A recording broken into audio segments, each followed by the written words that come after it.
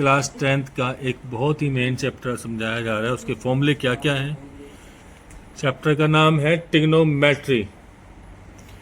अब आप देखिए, कोई भी आपका ट्रायंगल है जो कि एक राइट एंगल है, एंगल बी पर 90 डिग्री। तो अब आप देखिए, ए बी क्या है, परपेंडिकुलर, बी सी क्या है, बेस, और जो 90 डिग्री के सामने जो आर्म्स होती है उसको कहा जाता है हाइपोटेनियस। ठीक है। ट्रिग्नोमेट्री के 6 रेशो होते हैं: sine theta, cos theta, tan theta, cosec theta, sec theta and cot theta. इसको जानने के लिए एक एब्रीविएशन होता है जिससे आप आराम से आप सीख सकते हैं। PBP/HHB मतलब पंडित बद्री प्रसाद हर हर बोले सोना चांदी तोले। जिन बच्चों को ये भी चीज़ समझ में नहीं आता तो फिर एक एब्रीविएशन है, पाकिस्तान भूखा प्यासा, हिंदुस्तान हरा भरा। तो एस से होता है साइन थीटा। साइन थीटा होता है परपेंडिकुलर अपॉन हाइपोटेनियस।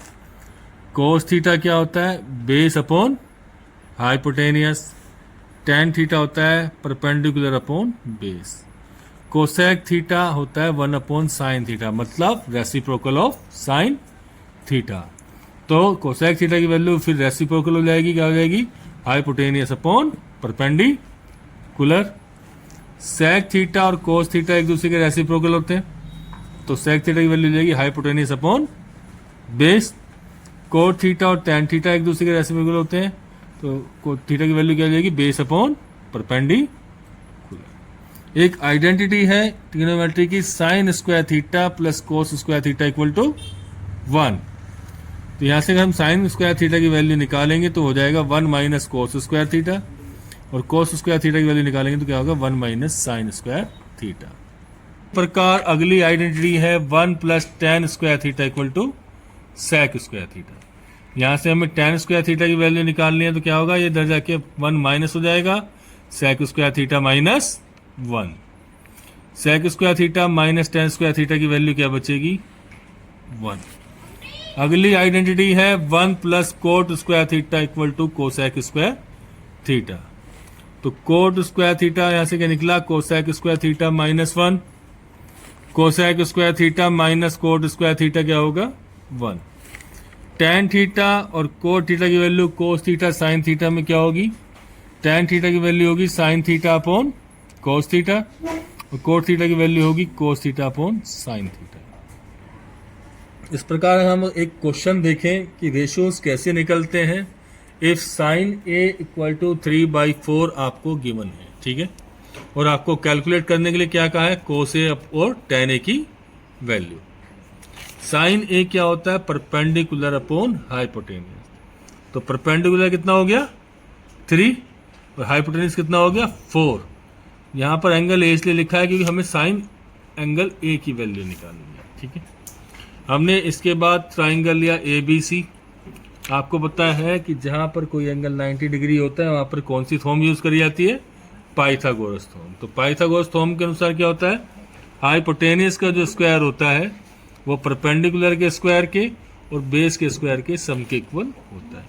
यहाँ पर हाइपोटेनियस कितना है, ए सी का स्क्वायर, परपेंडिकुलर कितना है, बी सी का स्क्वायर, और बेस कितना है, ए बी का स्क्वायर।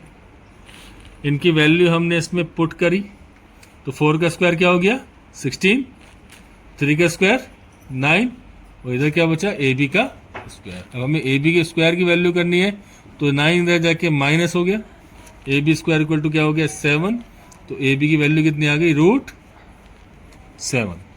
कोस ए मैंने बताया था आपको, ध्यान रखना है, पंडित बद्री प्रसाद हर हर बोले सोना चांदी तोले। तो कोस की वैल्यू क्या हुई, बेस अपॉन हाइपोटेनियस। यहाँ पर बेस कितना है, ए बी है, और हाइपोटेनियस कितना है, ए सी है। दोनों की वैल्यू उठाई तो √7/4 कोसे की वैल्यू आ गई। टेन ए क्या होता है, P/B मतलब परपेंडिकुलर अपॉन बेस।